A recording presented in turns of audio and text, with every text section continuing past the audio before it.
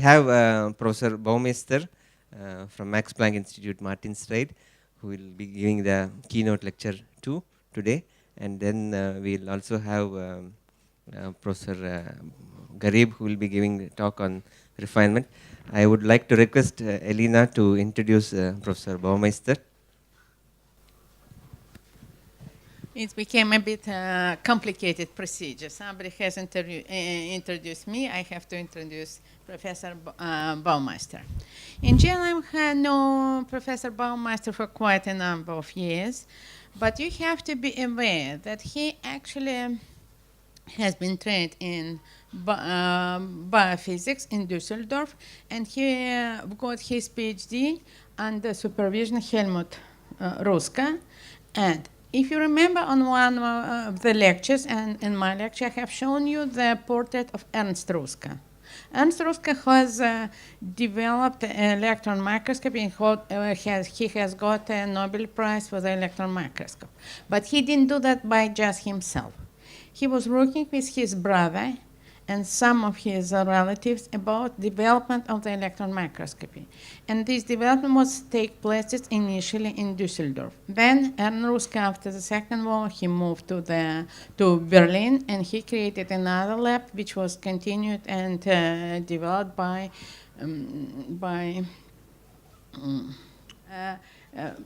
Professor Baumeister. He was working in a close collaboration with Helmut Ruska, and then he has overtaken the department after Walter Hoppe, who has initiated and has done the very first tomography of the ribosomes.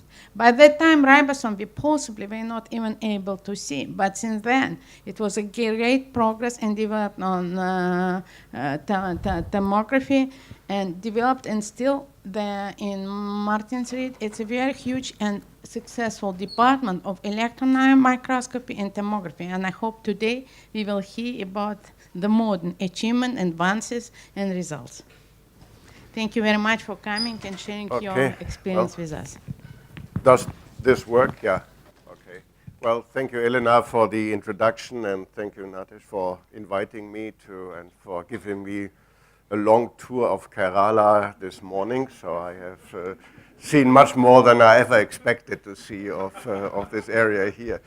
So today I will talk about, well, the challenge of doing structural biology in situ. I mean, that is the whole idea of doing electron tomography. Now, since it's part of an EMBO global lecture series, I'm obliged to say one or two words about EMBO very briefly. So, I mean, EMBO is an organization of 1,500 leading researchers. I mean, the members of EMBO are elected by those who have been elected before them. And so, I mean, the goal of EMBO is basically to support talented researchers at all stages of their careers and to stimulate the exchange of scientific information. And that is done by various means. I think the oldest form of supporting science, especially young scientists, is through EMBO long-term and short-term fellowships. They have a scheme more recently, but also now probably almost 20 years, of EMBO young investigators supporting them at early stages when they become independent PIs, and that is can be complemented by EMBO installation grants.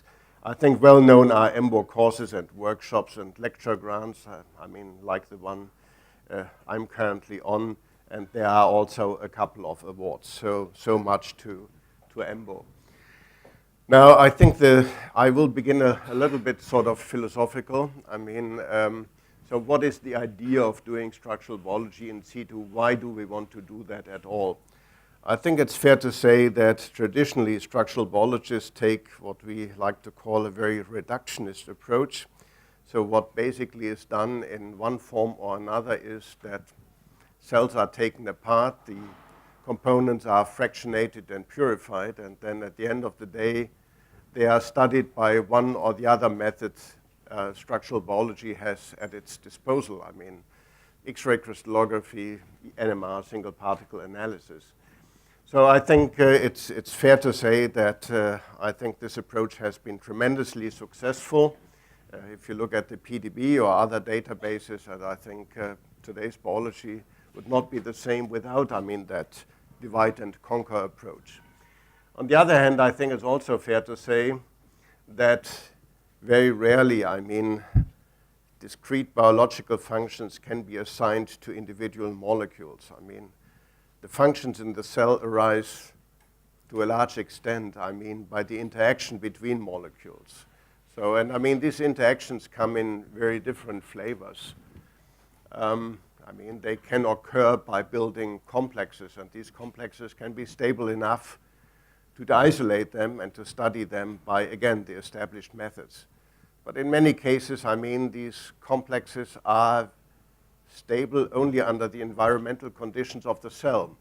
They need the crowding of the cell in order to stay together. And many interactions, don't form even sort of transient complexes. They are sort of fleeting interactions. And so, those cannot be tackled then by the established methods of structural biology. So I think there's a lot of incentive, and I would also add, that there are, of course, very interesting supramolecular structures in the cell if you think of centrosomes, if you think of kinetochores, and so on and so forth, which are so deeply rooted in the environment of the cell that it will be impossible to, isolate them without affecting their structural integrity. So there are many reasons why we would like to study these things in situ. Now, the term has become popular, structural biology in situ, but it has different meanings for different people. I think we prefer, to reserve the term for, in the strict sense of the word, it should apply only to a scenario in which the cellular environment is preserved in its entirety. This means all organelles and supramolecular assemblies are kept at their native place. Other people use a more loose sort of definition of in situ structural biology. They refer to situations where the local environment of macromolecules is either preserved or reconstituted such that some functionality is maintained. So, you can reconstitute certain vesicles, whatever, and this is useful and can be powerful and often lead to higher resolution. But, you must always make sure that if you reassemble such a thing, that it really recapitulates the in vivo situation. That is not always the case. So I think the method of choice for studying, something that is has quite a degree of stochasticity, like a cell or an organelle, and is not repetitive, is electron tomography, because it does not rely on repetitiveness. It can, in a first instance, you cannot apply averaging methods.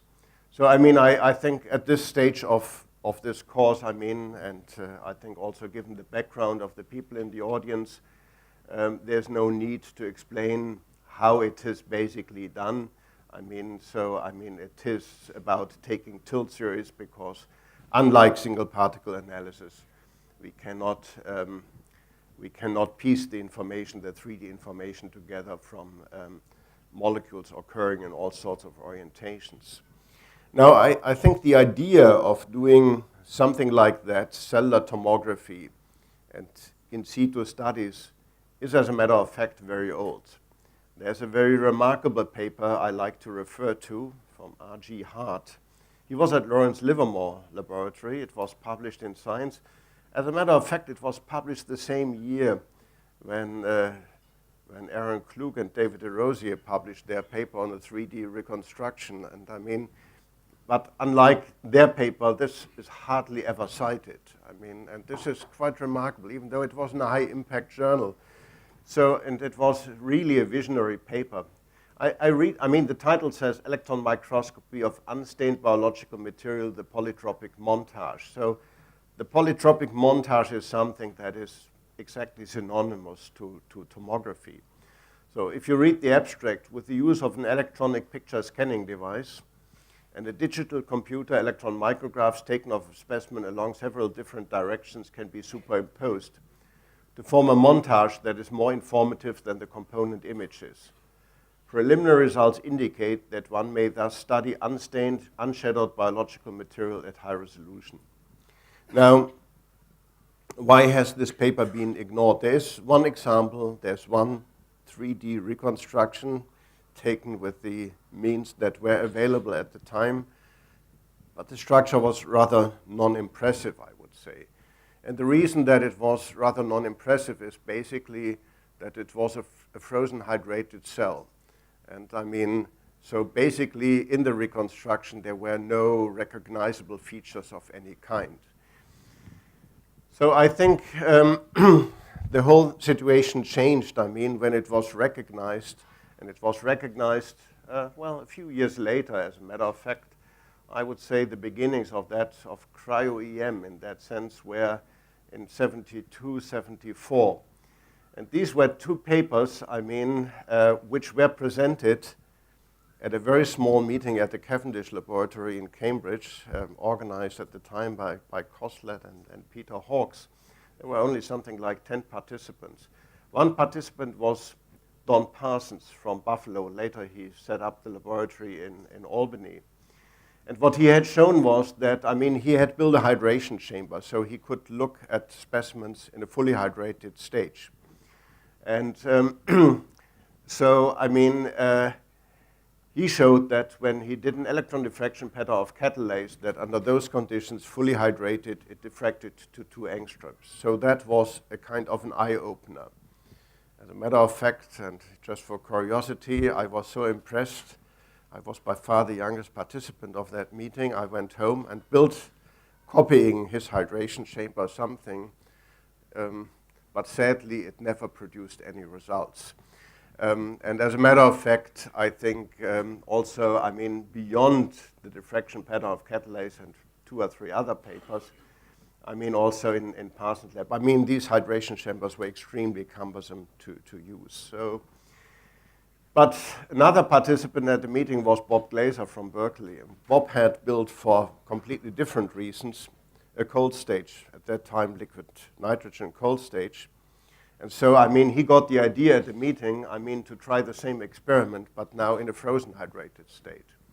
Now, that was, I mean, the true beginning, I think, of cryo-electron microscopy. There was no vitrification at that point. But, I mean, fortunately, if you buy catalase crystals, I mean, from whatever company, they are usually in a little bit of glycerol. And if you have, glycerol is a wonderful cryoprotectant.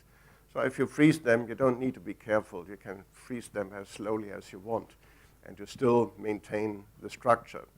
So basically, I think that, so I mean, Ken Taylor and Bob had, and then, I mean, in a couple of years later, I mean, people discovered that rapid freezing allows vitrification without cryoprotectants. Now, at that time, I mean, we began to think about doing cryo-electron tomography to combine, I mean, the power of 3D imaging with the best specimen preservation that is physically possible. Now, people were very skeptical, and the problem is quite obviously that the quality of a tomogram depends on being able to cover as wide an angular range in tilting with as many increments as possible.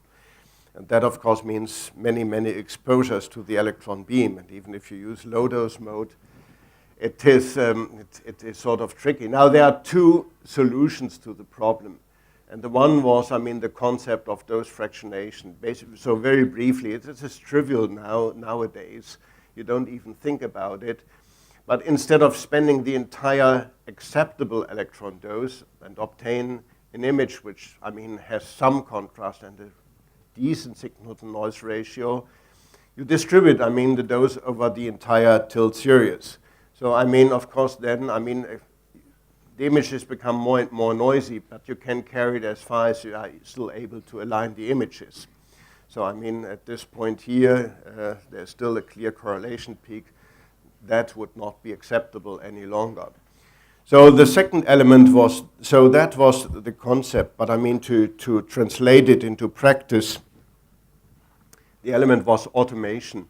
And that was at that time not so easy. I mean, there were no motor-driven goniometers available at the time. Hardware had to be built.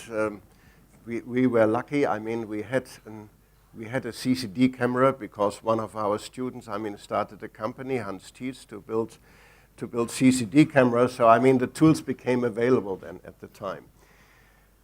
Still, I mean, we had to automate the data acquisition, I mean, because, I mean, on one hand, goniometers are not as accurate as they ought to be. So, I mean, you have to correct for all the little displacements and so on. And autofocusing, I mean, procedures had been developed by Bram Costa, who played quite a role in all that. Now, I think a little jump, I mean, so it was not before, well, 95 or so that we were able to take tomograms of frozen hydrated material. So this is one of the first we published. Fairly trivial object, a lipid vesicle embedded in ice here. But it showed the feasibility, and then we gradually built things up. Now, jumping again a little bit further, I mean, for many years then, tomography was sort of restricted to samples which were small enough to be transparent to the electron beam, so viruses and prokaryotic cells. So I think one of the first examples I'm going to show was from some collaboration with my friend Alistair Stephen here. So it was, I mean, herpes simplex virus, which is a polymorphous virus here embedded in ice, and that was a tomogram of a single one. And I think at that time, I think it's probably one of the very first examples of doing sub-tomogram averaging. So if you have in your tomogram something that is a recurring feature, you can, of course, do some averaging. So we have here an envelope which is completely non-periodic, especially those glycoproteins here and then the tegument. But then, I mean, you have a capsid here and you can computationally cut it out, can, I mean, take advantage of the icosahedral symmetry here and improved, I mean, a much improved structure of that part and then bring it back into the context. So that is something that is now common practice in electron tomography. But I think the biggest obstacle to make it a widely applicable method is, I mean, to have a good method for thinning the sample, because you don't want to be restricted to I mean, bacteria or viruses. So, I mean, there are essentially a couple of options you have. One is to use, I mean, and that is what many people still do, the conventional methods of subcellular fractionation. I mean, you homogenize and you fractionate, I mean, organelles, and then they are small enough to study by electron tomography. And a similar approach, but very rarely used so far, is laser microdissection. But both methods have the disadvantage. I mean, you put quite a bit of force onto your sample, and that distorts things quite a bit. Then, I mean, there was, especially pioneered by Jacques Dubochet's group, I mean, cryosectioning. So, I mean, using a cryomicrotome and then, I mean, cutting physically, I mean, amorphous ice. Now, as you will see in a minute, I mean, well, first of all, it requires really special skills. It's no fun to do that sort of experiment. I think I never could persuade many of my students to try it. Personally, I mean, I have never done it. I have done sectioning of plastic materials, and I must say I hated even that. So anyway, so that is why I went into the molecular domain, where you don't have to do sectioning. And I think the other option is, and I will talk about that a bit, focused ion beam micromachining. So, okay, that is an example of, I mean, fractionation. So, I mean, it's an example of a synapse here, which, I mean, was pinched off from a neuron here. And then, of course, it has a size that you can, I mean, study by tomography. So you see, I mean, all the synaptic vesicles. I mean, you see a bit here, but this is already quite distorted of the, I mean, that would be where the postsynaptic density is. And I mean, so this has limitations. The other possibility is to reconstitute systems. I mean, just an example here, we were interested in studying, I mean, how Listeria hijacks and remodels the actin system of a host cell in order to propel the bacterium through the cell and then also to transmit it from one cell to another. So, I mean, of course, you can reconstitute such a system. I mean, you use, let's say, an egg extract, and, I mean, throw the bacterium into it, and it will remodel it. And then you have, again, an object which is thin enough to be studied and to study, I mean, what the organization is of the actin cytoskeleton.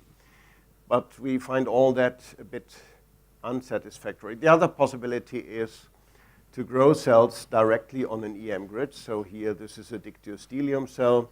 And then to study, I mean, let's say the peripheral regions of the cell. I mean, they are sufficiently transparent for tomography.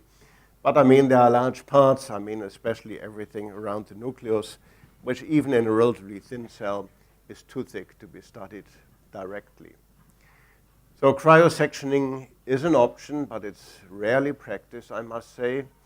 The reasons for that you see here. I mean, this is a cryosection of something like 300 nanometers thickness sitting here on the grid. You see immediately, I mean, it looks sort of wavy. It makes relatively poor contact, thermal and electrical contact to the underlying grid. But that is not the main problem. You can handle that to some extent, but never perfectly. The main reason is compression. As you physically section amorphous ice, you get compressions which are between 25 and 40%. This is quite massive, and it's very hard to say what that means for macromolecules embedded in a cell that is compressed in that way, whether they behave as sort of rigid bodies, just move around, or whether they also suffer from compression. So the strategy we are using and have been working on for quite a while now is focused ion beam milling. So again, we grow the cell directly on an EM grid, and we have learned to grow many, many cells on EM grids, from neurons, as you will see later on, to HeLa cells or whatever. So this is still dictyostelium. Now, so we have a dual beam instrument, so we can observe in an SEM mode basically what we are doing.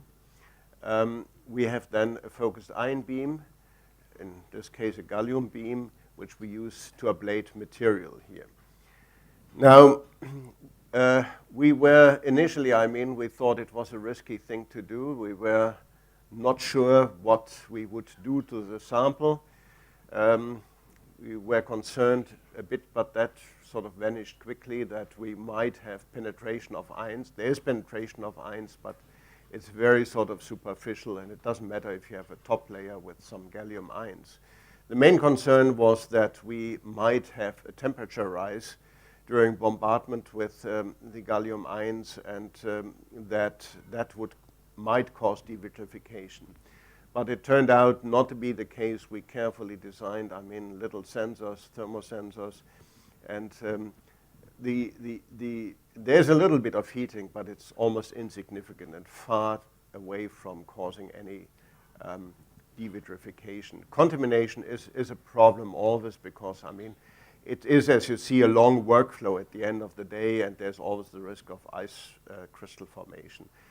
I think the biggest problem, and that is not yet fully resolved, is specimen navigation.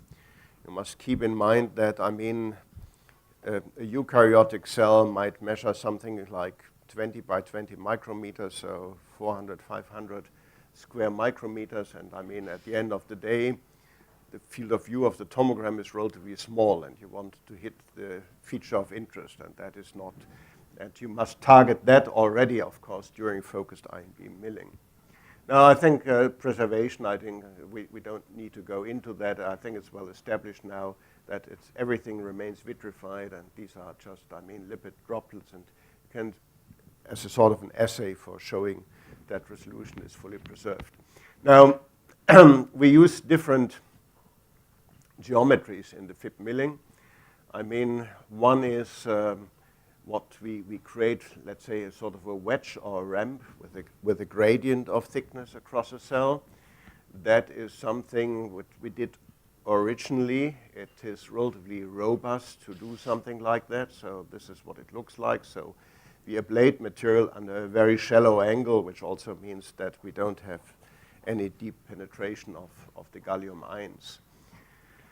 But what the preferred approach is now, and most of what I show you later on is done with that, is we create what we call lamella. So we ablate material from above and below. So we have basically a thin layer which we can make anything between 60, 70 nanometers and half a micrometer, whatever.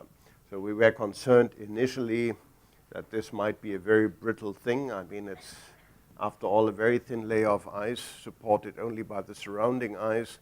So we had to modify the grids quite a bit so that there's no bending and nothing like that. So, I mean, but also the autogrids, which cannot easily be used for that, I mean, because they have this rim. But I mean, that could all be resolved. Now, I think this is a little bit a look into the future. It's not yet something we can do in any way routinely. We want to be able to do FIP micromachining not only on cells which we grow directly on an EM grid. We want to apply the method also to, let's say, multicellular organisms or tissue. And that has to be prepared then also by high pressure freezing and all that to be combined. That is much more of a challenge. Now, one example is, I mean, we're interested, I mean, there's a project with Tony Hyman, centrosomes in C. elegans. And so we are trying to adopt a method that is well known from the material science that is a lift-out procedure. So we cut something, let's say, from the top and then cut it out completely, and then we have to fuse it some device, I mean, to manipulate it and to transfer this thing to a, to a grid. We can show, I mean, it works in principle. We can keep it, so we have to glue it to a little micro manipulator. We can do it in principle, but I would say we cannot do it routinely yet. And this is a collaboration with FEI, but yeah, I think they are supporting it currently only with modest resources. But we think it's important that at the end, I mean, we can target any volume, even in something like C. elegans or in a tissue. So lamella preparation, I mean, which is routine. So that is what the lamella looks like. It's supported, and I think the success rate is here incredibly high. So it's now in the TEM, and so we can select any region and take a tomogram. I will run through examples. So in this case here, you see we have a chlamydomonas cell, which is embedded in this lamella here. So this is the chloroplast, and there's the nucleus. And so we can zoom in on any organelle now and take a tomogram.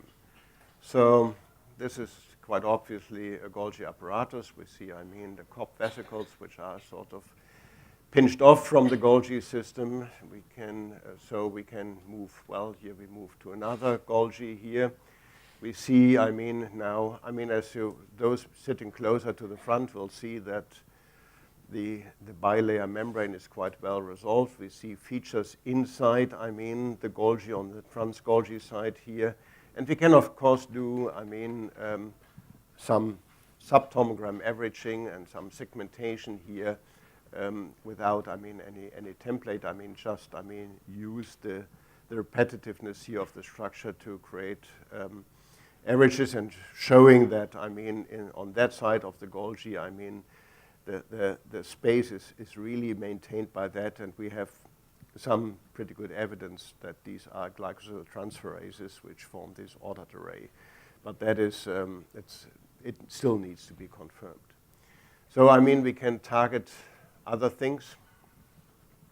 Here we have the nuclear envelope.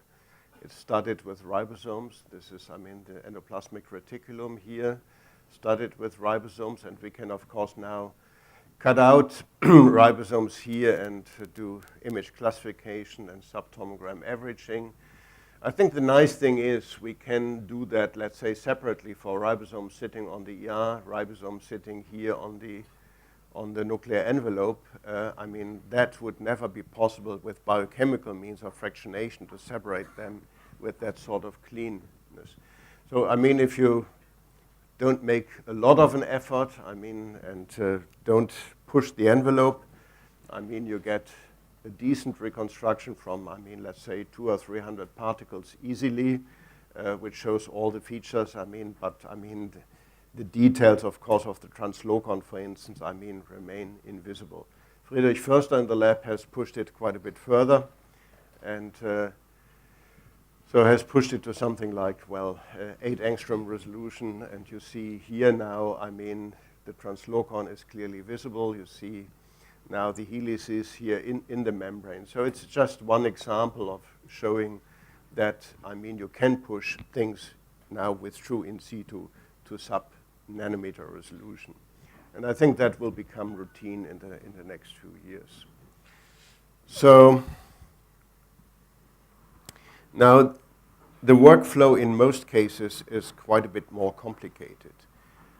And it's more complicated for the reason I mentioned before, that navigation is not so trivial. So I mean, the first step is always, I mean, rapid freezing. I mean, either by plunge freezing or increasingly also by high pressure freezing. Then we have to use a correlative approach, basically to use, I mean, cryofluorescence microscopy to identify the features of interest and determine their coordinates, and then transfer the coordinates to the focused ion beam instrument to do the focused ion beam milling on exactly the right location. We can currently do that quite accurately in 2D, but not yet in 3D, but there are very concrete plans to build an instrument that allows us to target things also in that direction and then transfer it to the electron microscope. I will illustrate that with a little project, as a matter of fact, not such a little project, called TOPAC, Toxic Protein Aggregation in Neurodegeneration. It's a collaboration between my colleagues Ulrich Hartl, who wants to know how aggregates affect proteostasis networks, how we can boost cellular defense against aggregation. Matthias Mann doing the proteomics, the mass spec, and we are interested what is the in situ structure of the aggregates. How do they interact with the cellular environment? So, I mean, I will walk through the workflow now in practice. So this is, I mean, a grid with HeLa cells grown on the grid here, which have been transfected with a Huntington construct long enough to form inclusions. So, I mean, we know then, I mean, from, I mean, the label, it's not very dark here in the room, so, but I mean, the little label here indicates that this cell clearly contains, you might see it here, it's magnified here, contains a Huntington inclusion, so we do there the focused ion beam milling.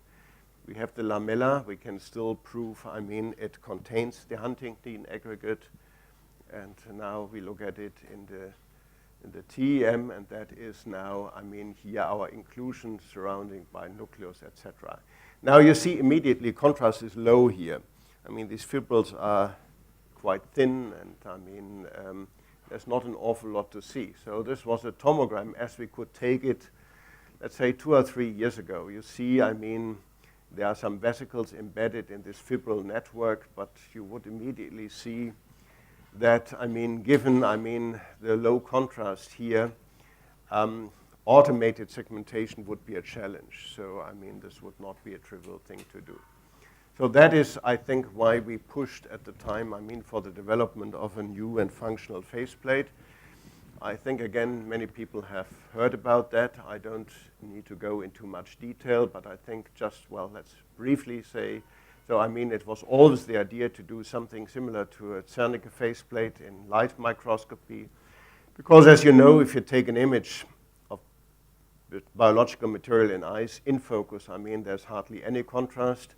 So we generate contrast by defocus phase contrast, but with some undesired side effects, like, I mean, damping of the low spatial frequencies, and, I mean, pushing the higher spatial frequencies, creating this sort of ghostly image. But that is the image we would like to have, and which we should have if we do, I mean, generate contrast in focus. So, I mean, there have been many solutions. I don't want to go into that. I mean, but as you know, Radostin Danev in the lab has been quite successful in designing the Volta faceplate, which is now commercially available, which, unlike, I mean, previous solutions in which Danev was also involved, does not cause fringing. It does not change its properties over time. We have used them for very long periods. So just one example, sidestepping into some single particle here, that is a conventional defocus image of, well, the 20S proteasome in this case here. And so you see, I mean, here from the tone rings, I mean, the contrast transfer function. And that is now the in-focus image with also the lower spatial frequencies being quite a bit stronger. Now that is, again, an older slide. I mean, so that is then a reconstruction at 3.2 angstroms. I think at the recent Gordon conference, Radoslin has shown that with even less particles, he can go all the way to 2 angstroms now. So, I mean, it's coming along. We still have to learn the optimal use of the faceplate. And this is, again, I mean, not really relevant to tomography. I mean, it allows us to study smaller complexes by single particle analysis. That is an example of a nucleosome. I think that was data collected by Sarah Sandin when she was on a course in Martinsried. So again, I mean, during a course, it was sufficient to come up with the structure of the nucleosome at 3 angstrom. If you remember how long it took Tim Richmond to solve the nucleosome structure, this is quite some progress. And we can go quite a bit smaller. As a matter of fact, we go down to 60 kilodalton now. But coming back to tomography, now this is the faceplate applied now to the neurotoxic aggregates. And you see now contrast is much improved and segmentation is now almost trivial. Sorry. So, I mean, and having that, we can determine many of the properties of, I mean, these fibrils here. We can measure their length. We can measure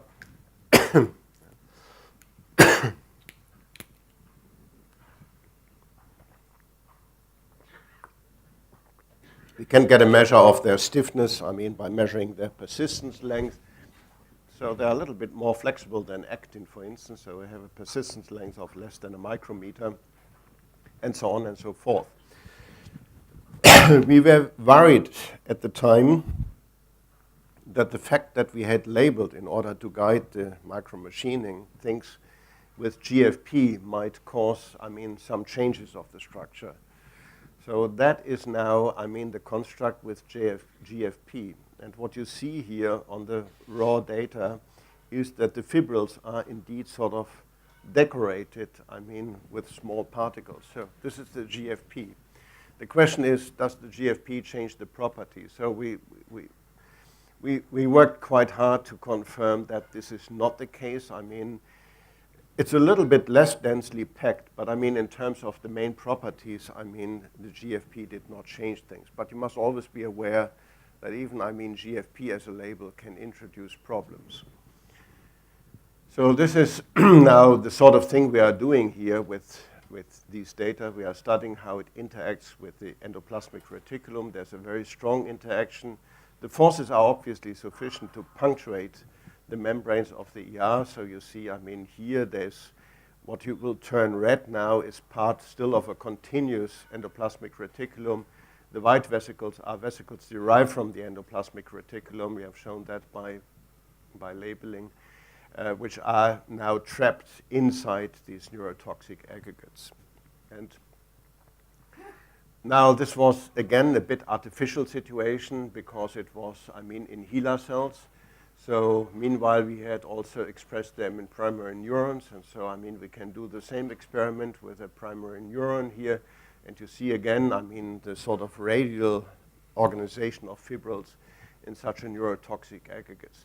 Because the ER is destroyed, I mean, all the ribosomes are liberated and they form a sort of a corona around, I mean, these neurotoxic aggregates. And you can then, I mean, because there are thousands of them, you can do an average, which in this case goes to something like 8-9 angstrom resolution. Now, I think I turn now to something that is closer to my heart than ribosomes. That is the proteasome. And I'm not going to talk much about the proteasome as such today. I think I will do that in the afternoon at a different place. So we studied them, I mean, initially also in hippocampal neurons grown on an EM grid. So again, this is the grid, and these are the neurons grown on the grid, and we zoom in. And I mean, at a first glance, the image is not very conspicuous. This is somewhere in the cytoplasm here. But those sitting at least in the front will immediately recognize, I mean, the typical signature of a 26S proteasome. So this is slices through a single particle here in the tomogram deep in an hippocampal neuron. Okay, and I mean, well, I think I should have introduced the system a little bit more. The proteasome is a 2.5 megadalton complex. It comprises two subcomplexes, the core complex in the middle, where proteolysis takes place, and two regulatory particles which recognize substrates, which deubiquitinate them, and unfold them and translocate them into the core. So, we see them, and of course now we can collect tomograms of a couple of hundred or a couple of thousand 26S proteasomes, and because of course they occur in all possible orientations in the cytosol here, so we map them initially by template matching, and these are, slices through individual proteasomes. These are then the class averages, and then we can, of course, do some, series averaging and classification. So, this is the global average here. You see that one regulatory particle is quite a bit weaker than the other one, and as you look at the variance map, it's very obvious that, the main variation is the presence or absence of one regulatory particle and some distinct structural changes in the other regulatory particle. So we can, do a classification using methods similar to single particle analysis here, and you see, that surprisingly, as a matter of fact, people thought that would be the species in situ, but in situ that is a minority of only roughly 1/4 of the molecules. The majority has only a single regulatory particle attached to it. We can carry the classification quite a bit further and analyze the differences in the other regulatory particle, and we obtain basically two states. It might be a little bit difficult for you to see the difference here, but it's a huge difference here. That is a difference map, as a matter of fact, between the two states. So, as you morph them here, the data, you see more clearly how big the conformational changes are. Now, the thing is, and this will be illustrated in a little movie, now coming from single particle analysis, we had very briefly collected a data set of 4 million particles here and subjected it to a deep hierarchical classification. And so we see here, we have, two basic states called S1 and S2 and an intermediate state. And you see basically, from this is, was still based on a pseudo-atomic structure. We have in the meantime reached a resolution of 3.9 angstrom for the whole thing, but it has not changed much here. But that is human, and that was here what is. So we have these very large conformational changes which involve rotations of whole ensembles of subunits, but also shifts which serve to align the unfolding channel with the gate of the core complex. Now, S2 is an intermediate state which is sufficiently populated in single particle analysis. It was, in the limited data set in tomography, not populated. But we can now, by cross-correlation, very clearly assign, the two conformations found in situ to S1 and S3. So S1 is the ground state in which the thing is waiting for substrate. S3 we see only when it's engaged in dealing with substrate. So, and this whole thing serves, this is a different story, to bring the substrate from the receptors to the mouth of the AAA ATPase to move the deubiquitinase here to cleave off, the proximal ubiquitin, and then, allow unfolding here and translocation into the core. Now, so what we can do is, with coming back to in situ, that is basically, if we call the molecular census, how many of each of the conformations exist. I don't know why that is so faint, but anyway.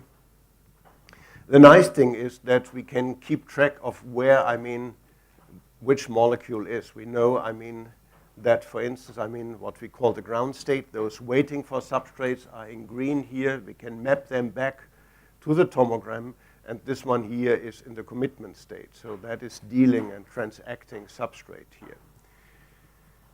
Okay, I think we can do that, of course, for many molecules, and in the eukaryotic system, the next player in the cascade of degradation is TPP2, an even larger molecule here. And so that is the basic structure as we did it by single particle analysis, something like 10 years ago, a low-resolution structure, 2 twisted strands here. We were never sure whether that would be the structure really in situ. We determined by a hybrid method, combining, we had obtained a crystal structure of, the dimer here and docked it into it, a pseudo-atomic model of TPP2. But now we can go back into the hippocampal neuron. As a matter of fact, in the same tomogram, you see here immediately, TPP2 molecule seen side on. You can recognize it very easily. Don't need any sort of template matching. Here you see it end on. To locate that, you need something like template matching. Now, with only 93 particles, it's a very rare particle, so which had to be collected from 70 tomograms. So, it is, only 5% of the number of proteasomes in the cell. We could obtain, a fairly decent structure, as good or even better than what we were able to do 10 years ago with single particle analysis. So it's 25 angstrom structure. It very nicely shows, in this case, it's now the human one. It has only 9 segments. Drosophila has 10. So, and so I think we can, the whole idea is obviously, to gradually sort of build up the content of the cell. Now, that was all in hippocampal neurons. We have recently moved with that analysis, a more comprehensive analysis, to chlamydomonas. And the reason for that is that most of the proteasomes, surprisingly, are in the nucleus. Much of the protein degradation that is known takes place in the nucleus, so things are imported into the nucleus to be degraded there. Without going into much detail, well, I should say, well, that is one location. The other one is there's always an accumulation of proteasomes around the endoplasmic reticulum here. So this is the kind of mapping now where we find them. Now we can, again, go into the tomogram and we do the mapping here. The 26S is easy. In gray is the ribosome. CDC48 is a AAA ATPase involved in retrograde transport of misfolded proteins from the ER. And so you see, that is, what we call a degradation center. I think it's a visualization of the ERAT system that is known to operate in eukaryotes to deal with misfolded proteins in the endoplasmic reticulum. So somewhat, well, surprisingly, there are many proteasomes in the nucleus. They are all very close to the nuclear envelope. They're, as a matter of fact, very close to nuclear pores. So this is a nuclear pore here, this is a nuclear pore here. So we can do the same exercise here. And this is, so we can determine for each of them their state of assembly. We can say from their conformation, because of the large change, which one is active in degrading substrate. There's a speciality in the nucleus that some of them make direct physical contact here to the nuclear envelope. So this is preliminary data at very low resolution, something like 32 angstroms. In the meantime, Sarada in the lab has pushed, but I don't have any slides of that, has pushed resolution to something like 17, 18 angstroms. So we see quite a bit more detail now. Again, we can map them back. So you see here's a nuclear pore. They are sort of surrounded by proteasomes. And I think the reason for that is, the site where, let's say, the endoplasmic reticulum, the outer membrane of the nuclear envelope, and the inner membrane of the nuclear envelope are continuous. And on the other hand, we have a different membrane proteome in the two sides, in the two membranes of the nuclear envelope. And to maintain that diversity, proteins which want to travel to the inside must be removed. And that is basically the function of the system. But this is, very early. This is all unpublished data. I think in, I'm not sure how am I doing time-wise. Is it still okay? Or? Okay. Yeah, I think it's only 5 more kilometers. Okay, so some recent work done by Julia Mahamid in the lab. She studied HeLa cell nuclei. So again, this is a HeLa cell grown on a grid and the nucleus labeled, and so she cut her lamella near the nucleus. So Now, these are the raw data. So, I mean, here we are just inside the nuclear envelope here. So what you see here, again, I think it might be difficult in the back, but I mean, you see very clearly without any matching, I mean, individual nucleosomes. And so, I mean, I think we will be able to develop methods for automated segmentation here, and that would be a big help in understanding higher order chromatin structure. I mean, the nuclear lamina, we can also, you will see that more clearly, that is an individual nuclear pore complex here. Here more on the nuclear side, here more on the cytoplasmic side, it's the same complex.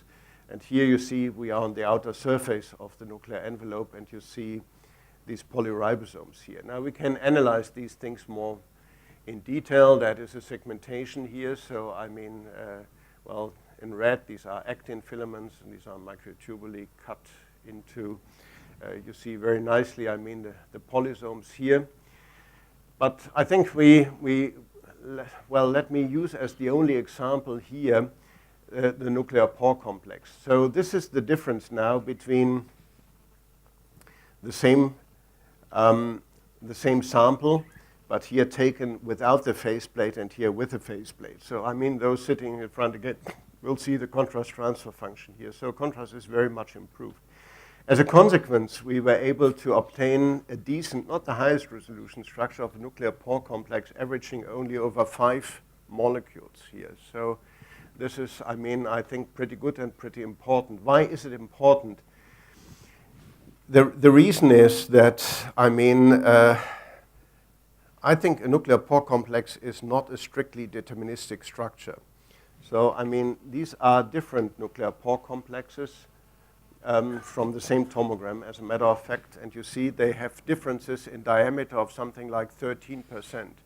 So with that difference, if you do just averaging, I mean, you wipe out, I mean, truly important information. I mean, they might represent different physiological states. So I think we should try to improve things further so that in the end we really get a decent structure, not with 5, but with a single molecule. And I think that will be possible. I think the last example is something, again, completely incomplete. It's from a collaboration with Chris Palczewski at Case Western. He's interested, he determined the first structure of rhodopsin. And there's a lot of argument in the field between, I mean, the protagonists, whether, I mean, in the membrane, rhodopsin forms dimer or not dimers, and whether these dimers are connected by molecules outside. So, I mean, the idea is that we want to be able, in a rod outer segment, I mean, to study, I mean, the topology of rhodopsin in the intact membrane here.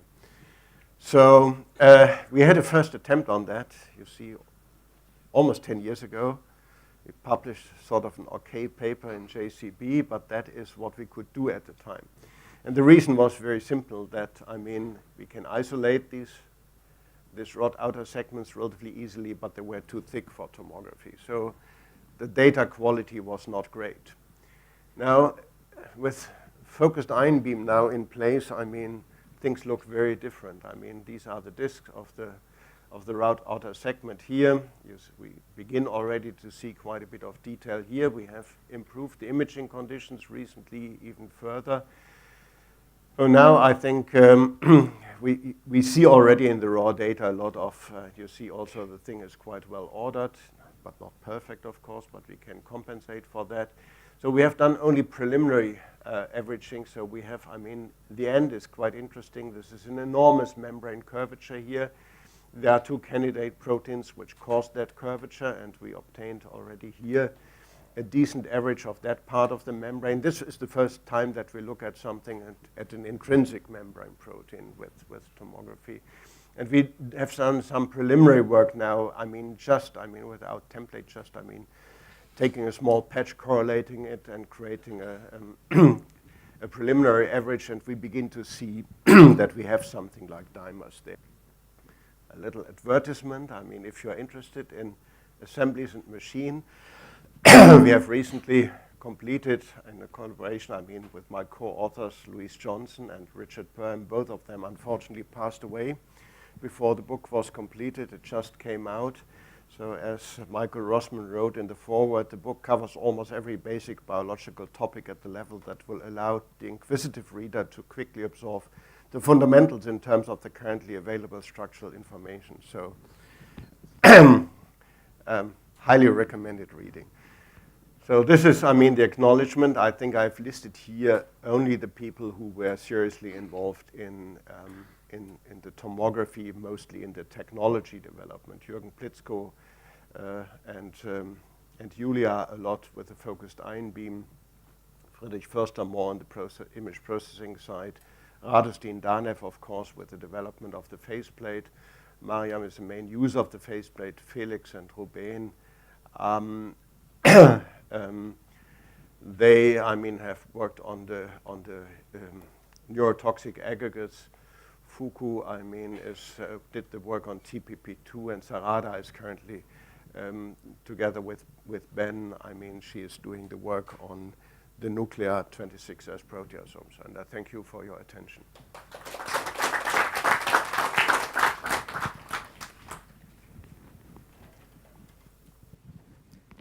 Thank you very much, Professor Baumeister, for a very inspiring talk and taking us into a whole new world of cellular tomography. Any questions? So Wolfgang, beautiful work. What do you think it'll take for us to visualize double-stranded DNA connecting the nucleosomes?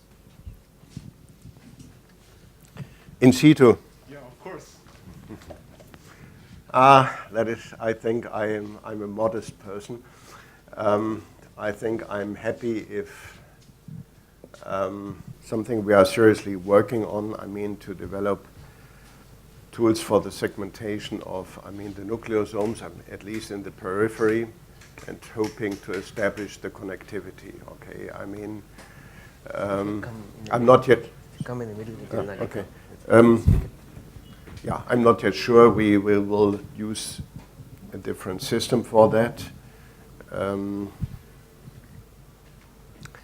I mean, one system we are currently using where I think it looks very promising is in a collaboration with Caroline Luger, who had done originally the nucleosome structure when she was in Tim's lab, and she recently found that some archaea, but very few of them, very strange organisms, I mean, have two histones, and she could reconstitute them and got a crystal structure of the reconstituted thing, which looks almost identical, I mean, at least to, I mean, the eukaryotic nucleosome. And I mean, that is, again, of course, a much simpler system, and we have collected many data of that, and there it seems we can track the thing. We have a second system, again, a bit easier with the Olins, but that is less advanced. So I think I'm optimistic for the archaeal system, and I think we will use that to develop the methodology, and then, I mean, try to go back to I mean, yeah, to a eukaryotic thing. So I mean,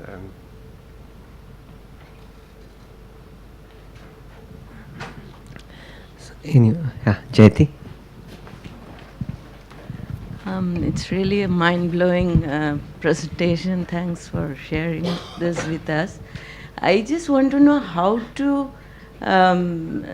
know where to mill in that, where we can see the nucleus, or I mean, how to identify that.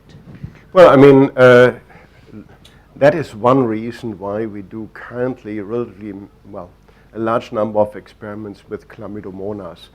So Chlamydomonas has one advantage that, I mean, the cell has, on the level of organelles, a relatively well-defined topology. So, I mean, there I think you have your lamella, which is, well, the organism is maybe, 10 micrometers by 10 micrometers. And you can predict where you find, I mean, the Golgi and where you find, this is almost invariable from one cell to another. So in this case, it's easy. In other cases, I mean, we do what we did with the Huntington aggregates. I mean, we label one component, and with GFP, ideally not the component we are directly interested in, but I mean the one that is somehow associated with it, and that directs then the focused ion beam milling. So I think we can, that is for the focused ion beam milling not such a big challenge. I mean, because I mean we can locate these things with a precision of half a micrometer or something like that, and then the lamellae we can make up to 10 by 20 micrometers. So we will always include that. So I mean, this is, but of course there are other reasons why one would like to increase the precision of correlation. But I mean, this is because I mean, after all, fluorescence microscopy has the power of identification, and you want to bring that as close as possible to, I mean, our capability of imaging not only the labeled molecule but the environment.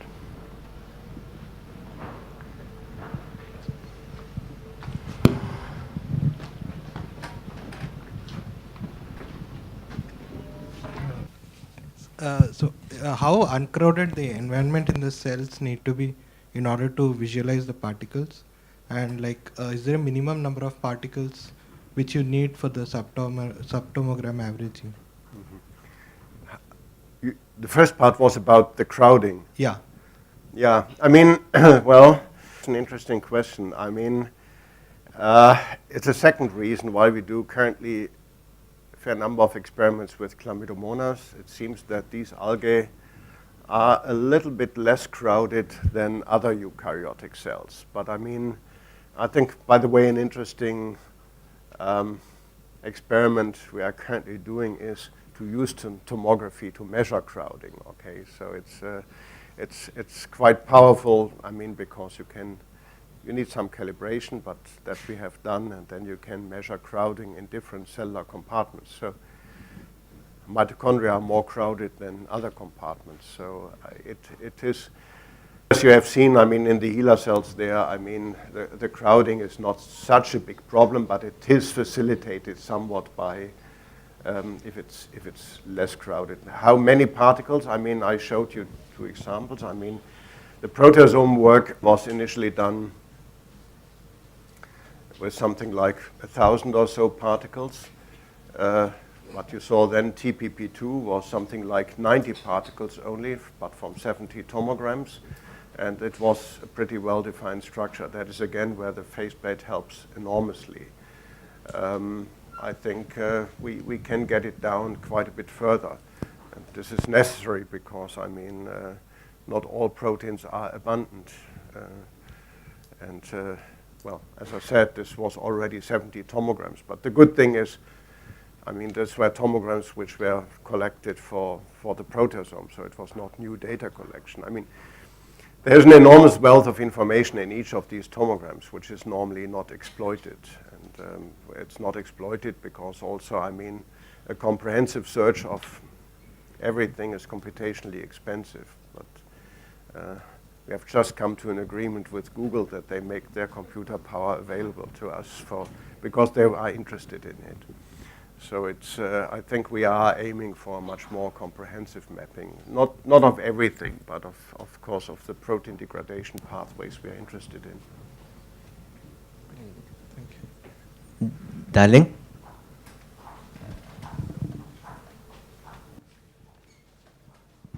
Oh, thank you.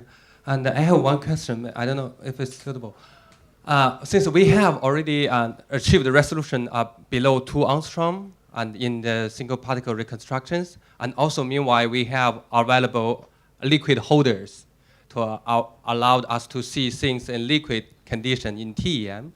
Do you think it's a time we should think we should start to think about seeing something really in live, and I mean think about time resolution in this or maybe we expect in soon future? Well, I told you that, I mean, I wasted 1 year of my PhD in building a hydration chamber, okay? And nothing came out. So So you are probably from Paul Matsudara's lab, or? Actually, I'm from material. Okay, from okay, I know about several. Well, first of all, I think, I think I will try to spend the rest of my career more usefully.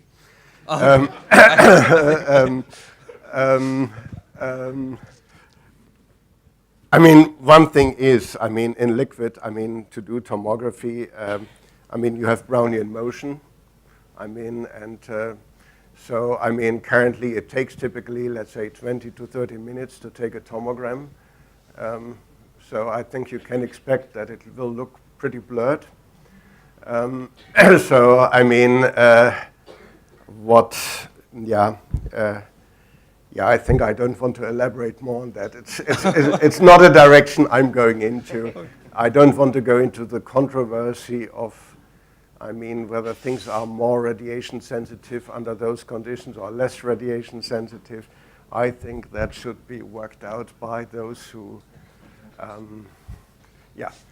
okay. Oh, thank you. Thank you. Thanks.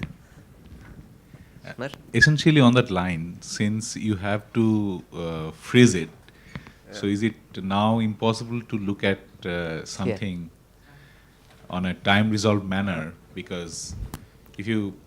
No, I think, no, I mean, we can always take snapshots. I mean, this is, I mean, similar to the situation with X-ray crystallography. I mean, what you can do, of course, is, I mean, if you have dynamic processes, you can try to be smart installing them at one or the other stage and push them. I mean, this is something we do with the proteasome, just as an example. We know it goes through this functional cycle, and there are many ways to interfere with that cycle, so to push it into one or the other direction, I mean, block the ubiquitination or whatever.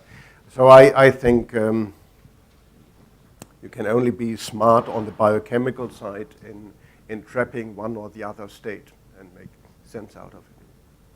That's for the machine, but for the organelles, if you have deformation due to freezing, that would be... I think then again, I mean, you have there, I mean, with regard to the dynamics, to rely on light microscopy and super resolution and so on. I think in that sense, the methods are then complementary. I think it's, we will not be able to solve all problems of biology with tomography, but a few. Okay then. If there are no more questions, let's thank Professor Baumeister. It's an honor for us that you could come here and give us this keynote lecture and the EMBO Global Exchange lecture series. I'd like to hand over a memento. This is a mirror.